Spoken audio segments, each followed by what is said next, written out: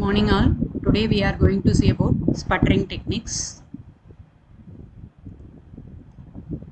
So sputtering techniques, first type is DC sputtering. The DC sputtering is widely used and cost-effective physical vapor deposition technique, which is specifically employed for depositing the thin films of electrically conductive materials such as metals and conductive oxides. So the basic principle of operation of DC sputtering is it is a process which involves applying the high direct current voltage between the two electrodes in a vacuum chamber, which creating a plasma ionized gas. So it consists of three types: plasma generation, ion bombardment, and film deposition. Plasma generation includes an inert gas, typically argon, is introduced into the chamber at low pressure. A high DC voltage ionizes the argon gas, producing the positive ions and free electrons. Second one is ion bombardment. The target material, which is the source of a film, which is connected to the negative terminal cathode, attracts the positively charged argon ions, which produces the bombardment to the target surface, which knocking the atoms loose in a process called sputtering. Next one is called film deposition. The ejected target atoms travel through the vacuum and condense on a substrate which is placed at the positive terminal called anode to form a thin uniform layer.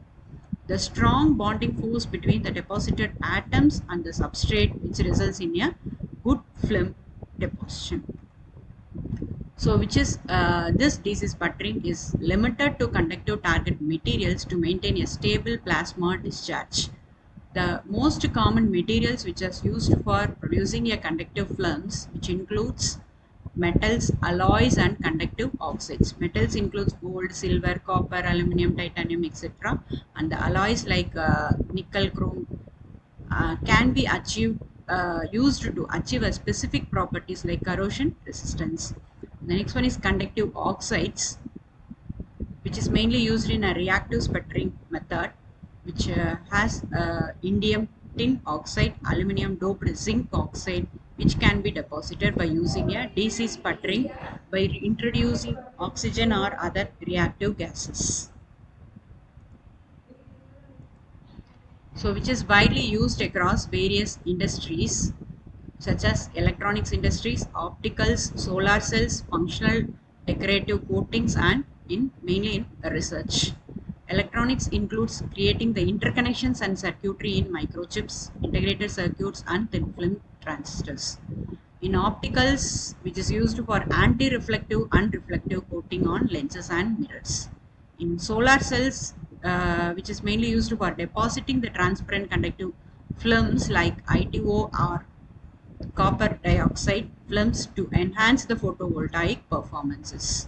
And decorative coatings like jewelry, watches, and automatic parts. And in research, they frequently used for preparing the conductive layers on samples for scanning the electron microscopy. The main advantage is cost effective, which is easy to control the process parameters and producing the films with excessive corrosive addition, and which produces a high purity films. And main disadvantages are it cannot be used for non-conductive materials, and there is lower deposition rates when compared to other techniques, which is potential for internal stress in the film, which can cause cracking.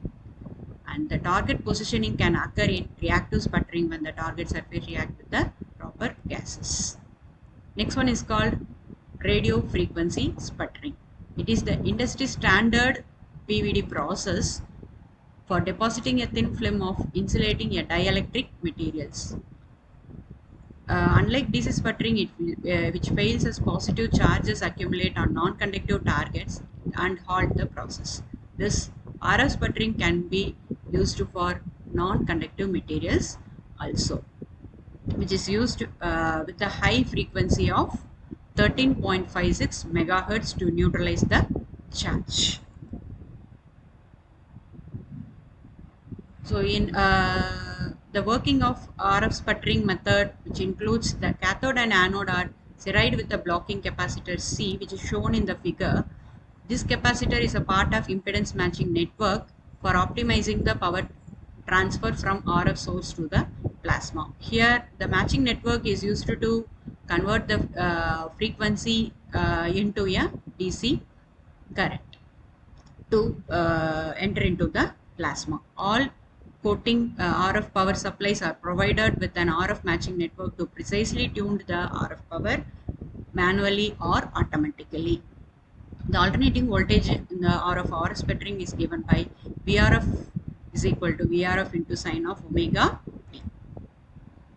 The main core mechanism, which includes the neutralization, sputtering and impedance matching.